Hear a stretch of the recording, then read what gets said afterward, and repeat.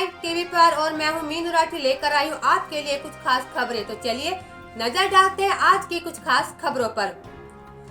सार्वजनिक जीवन में कुछ दृश्य बहुत आम होते हैं, शायद हम सभी कभी न कभी इनका हिस्सा भी बनते हैं। सड़क पर एक व्यक्ति सिग्नल तोड़ता है और पीछे पीछे सभी आगे बढ़ जाते हैं। रेलवे स्टेशन, बस स्टैंड या जहां कहीं किसी कार्य के लिए पंक्तिबद्ध होना होता है, वहां हम कतार तोड़कर किसी भी रसूखदार का नाम लेकर नियमों को ताक पर रखकर आगे बढ़ जाते हैं। आसपास लिखे गए नियमों और दिशा निर्देशों का पालन करना तो दूर की बात है, ज्यादातर लोग पढ़ने तक की अहमियत नहीं उठाते। यहाँ तक कि पर्यटक स्थल पर लगे सूचना पट तक नहीं पढ़ते, जबकि उनमें तमाम जानकारियां होती है और वे आम लोगों की सुविधा व सहायता के लिए ही लगाए गए होते हैं। ये एक आम प्रवृत्ति है, जैसे हम भारतीय हर जगह विलंब से पहुंचने को इंडियन स्टैंडर्ड टाइम कहकर व्यंग्य और मजाक में ही सही परंतु वाजिब ठहराने का प्रयास करते हैं, वैसे ही नियम कानूनों को तोड़ना भी एक हद तक सामान्य। आखिर ये सब क्यों चलता है? इस प्रवृत्ति के ऐतिहासिक, सामाजिक और मनोवैज्ञानिक कारण भी रहे हैं। सदियों की गुलामी में आमजन ने देखा है कि रसूखदार पर कोई कानून लागू नहीं होता है। गुलामी के काल में अंग्रेज अफसरों ने जो कह दिया वही कानून हो जाता था और स्वतंत्रता प्राप्ति के बाद भी कई अधिकार संपन्न वर्ग इसे दुष्प्रवृत्ति का शिकार रहे हैं। शायद इसके चलते उपजे रोज की पूर्ति के लिए छोटे मोटे नियम कानूनों को निरर्थक मानकर तोड़ने की मानसिकता धीरे धीरे पनपी है। यही मानसिकता विरासत में मिलती है, जहां एक बच्चा वयस्क होने तक सैकड़ों हजारों बार यहाँ कोई नियम कानून नहीं है, जिसकी लाठी उसकी भैंस, कहीं कोई सुनवाई नहीं होती, सब पैसे का खेल है, भ्रष्टाचारी ही मजे में है जैसे वाक्य सुन चुके होती है खबरों में और आसपास ऐसे एग्जाम्पल भी दिख ही जाते हैं। नियम तोड़ने पर सजा न मिलना भी नियमों की अवहेलना के लिए उकसाता है। चौराहे पर जो लोग ट्रैफिक लाइट की अनदेखी कर आगे बढ़ जाते हैं, वही लोग सिपाही को देखकर रुक भी जाते हैं।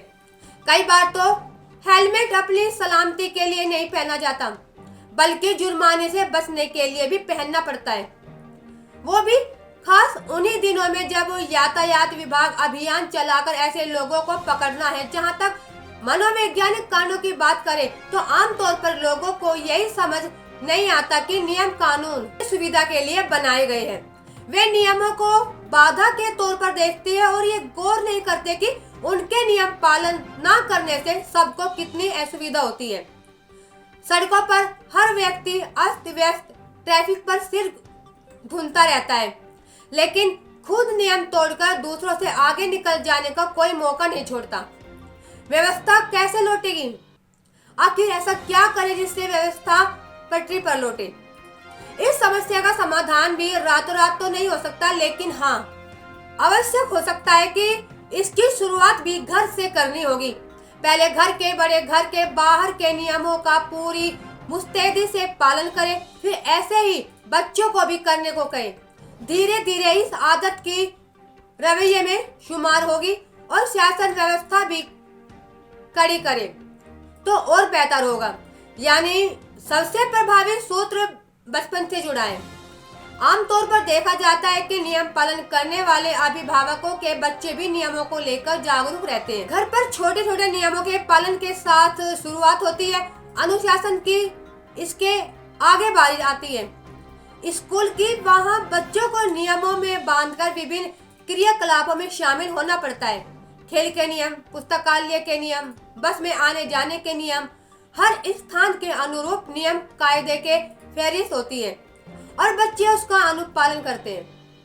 इस तरह विद्यालय का वातावरण भी उन्हें अनुशासित नागरिक के रूप में ढालने में प्रयासरत रहता है। स्कूल उचित व्यवहार पर कड़ी निगाह रखकर बच्चों से उनका पालन करवाए और बच्चों को अनुपालन में इतना दृढ़ कर दे कि वे सामान्य जीवन में बड़ों को भी प्रेरित कर सके, तो नियम पालन का पुख्ता आधार बन सकता है। पंक्तिबद्ध होकर बस में सवार होना, उतरने वालों को प्राथमिकता देना, चलती बस से उतरने की कोशिश ना करना, शोरगुल ना करना, साथ बैठने वालों की सुविधा का ध्यान रखना। बचपन में ये सब आदतें अगर बन जाएगी तो बस ट्रेन जैसे सार्वजनिक परिवहन माध्यमों में और सड़कों पर भी प्रतिबिंबित होगी। हम भारतीय विदेशों में नियमों को बाकायदा पालन करते हैं क्योंकि सब ऐसा कर रहे होते हैं। साथ ही दंड या शुल्क भी भारी भरकम होता है।